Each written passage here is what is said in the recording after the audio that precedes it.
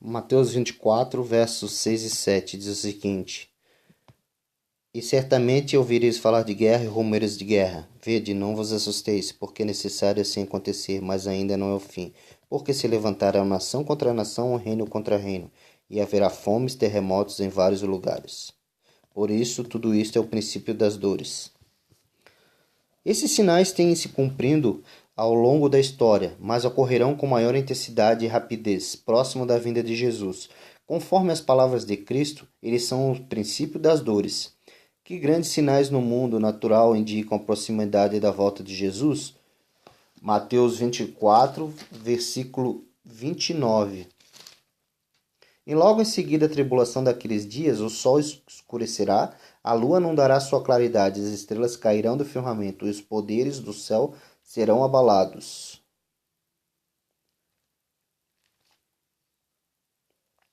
À medida que o fim se aproxima e se intensifica, o conflito entre as forças divinas e as satânicas em eventos catastróficos se tornarão mais severos e frequentes. Guerras, desastres naturais, desigualdade social têm se avolumado. A intensidade com que todos esses eventos têm acontecido aponta para a proximidade da segunda vinda de Cristo. A pregação do Evangelho em todo o mundo é o sinal determinante da volta de Cristo. Mateus capítulo 24, verso 24 e Apocalipse 14, verso do 6 ao 12. Esta mensagem de salvação e juízo confronta todas as formas de pecado e prepara um povo para o encontro com o Senhor. Como diferenciar a pregação dos falsos profetas da mensagem do verdadeiro Evangelho? 1 João 4, verso 1.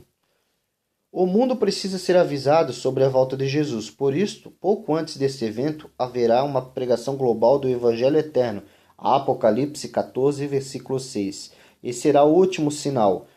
Com que certeza Jesus encerra a sua revelação no livro de Apocalipse? Apocalipse 22, versículo 20. O Apocalipse 14, versículos 6 a 12, descreve a pregação mundial do Evangelho eterno, do Gênesis ao Apocalipse. A Bíblia apresenta um só Evangelho da graça, por intermédio de Jesus Cristo. Não existe dispensações ou formas diversas pelas quais os seres humanos sejam salvos, pois a esperança do Antigo Testamento se cumpre em Cristo. Esse Evangelho alcançará a cada nação, tribo, língua e povo. Apocalipse 14, verso 6.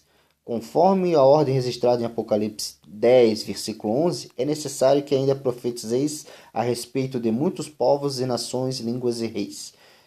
O que acontecerá após a pregação dos três anjos? Apocalipse 14, do versículo 14 ao versículo 16.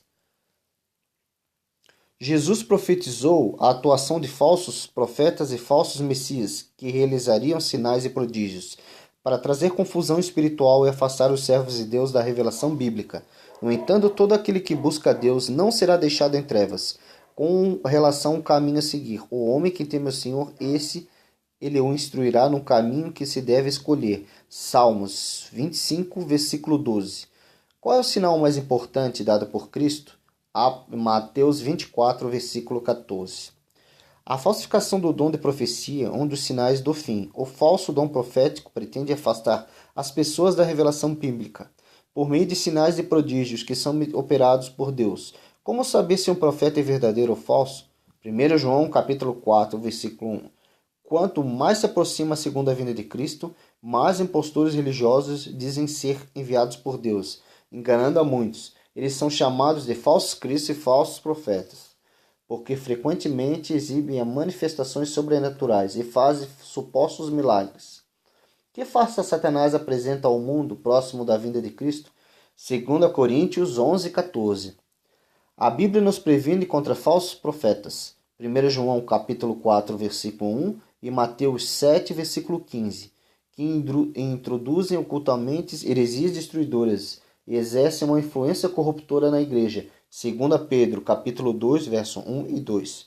Os adivinhos estão incluídos na lista de falsos profetas, assim como os astrólogos, encantadores, magos, médios e feiticeiros. Deuteronômio, capítulo 18, do verso 9 ao verso 12.